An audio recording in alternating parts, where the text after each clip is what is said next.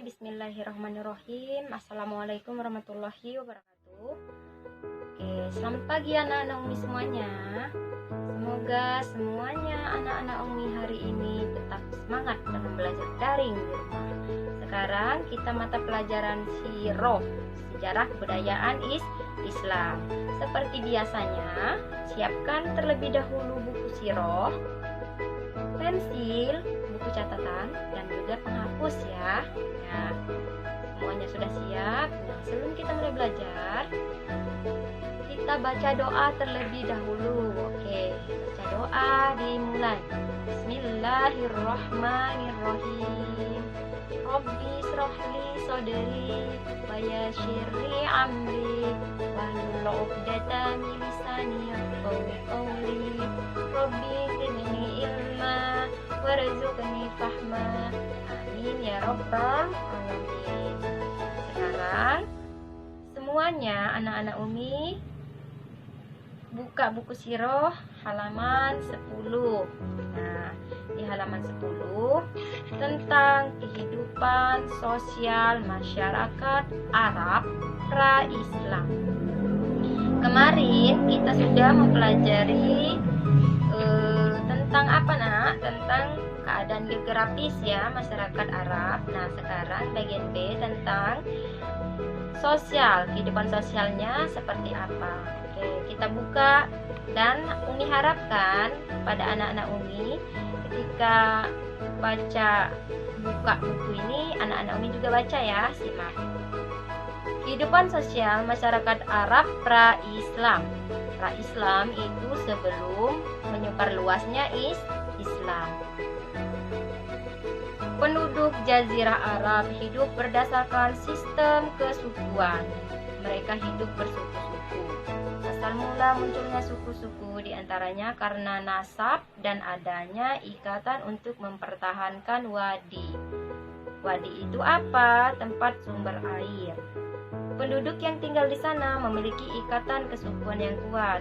Nah, ikatan dan rasa kesukuan sangat penting untuk melindungi keluarga dan warga suatu suku. Hal ini karena kehidupan di padang pasir sangat keras. Oke.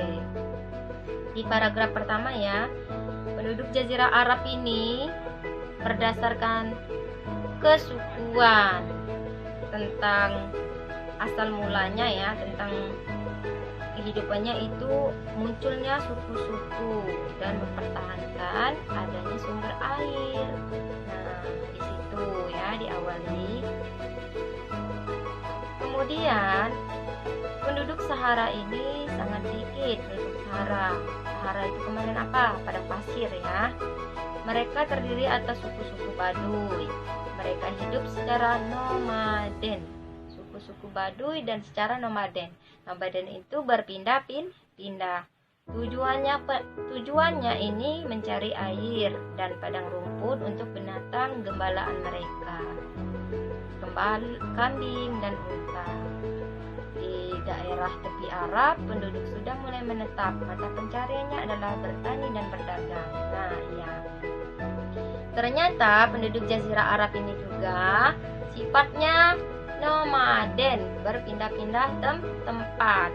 Kenapa? Tadi karena mereka untuk mencukupi kebutuhan akan kekurangan air tadi ya, makanya berpindah-pindah tempat. Mereka mencari air dan padang rumput untuk gembalaan mereka, hewan peliharaan mereka. Apa tadi hewan peliharaannya? Unta dan kambing. Nah, dan di Arab ini juga mereka sudah memiliki pekerjaan atau mata pencarian, tadi disebutkan apa? Bertani dan juga berdagang. Nah, keistimewaan penduduk gurun atau padang pasir ini adalah mempunyai nasab atau keturunan yang murni, mempunyai keturunan yang asli orang Arab ya. Nah, mereka tidak pernah dijajah oleh bangsa lain.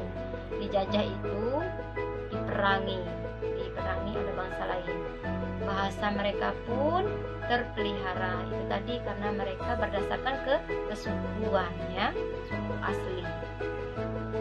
Kerusakan suatu bahasa biasanya disebabkan oleh percampuran dari bahasa dari bangsa-bangsa lain.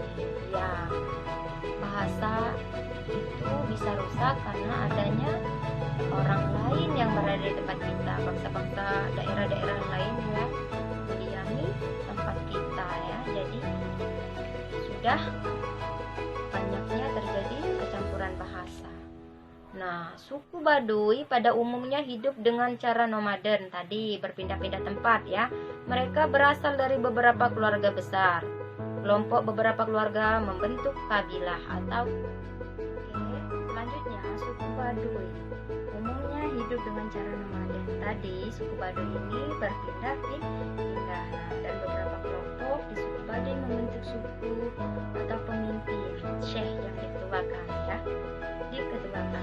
Selanjutnya buka halaman 12. Di halaman 12 ini perhatikan lagi.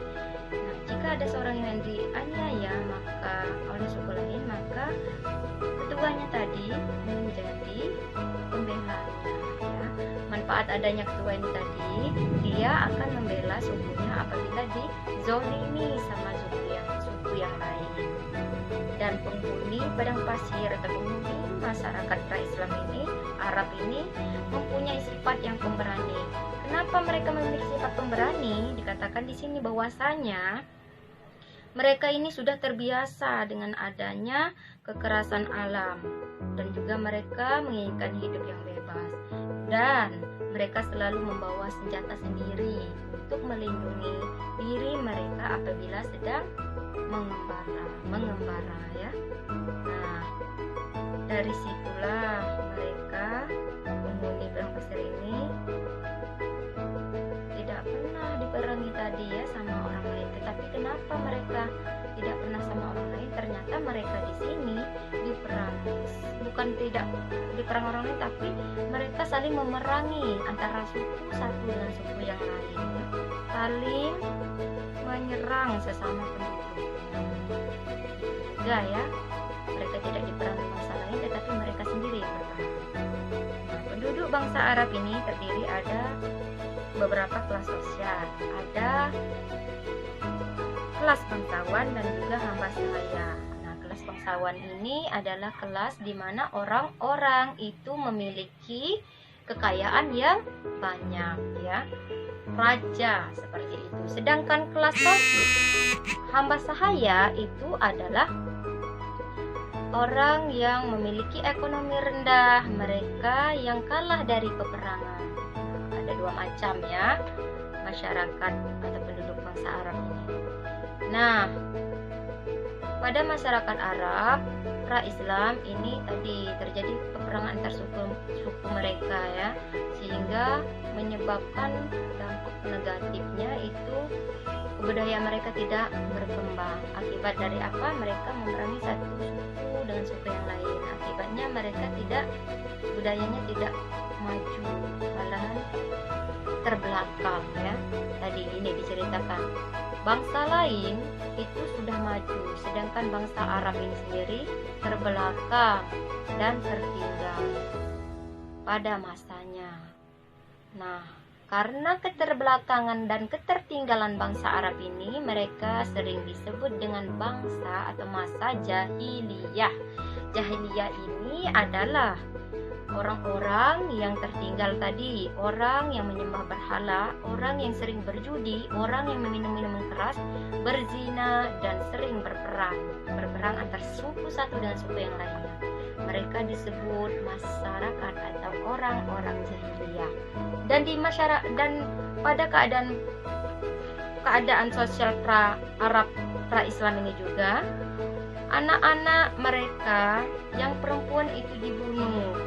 Karena mengapa? Karena dianggap membawa kesengsaraan.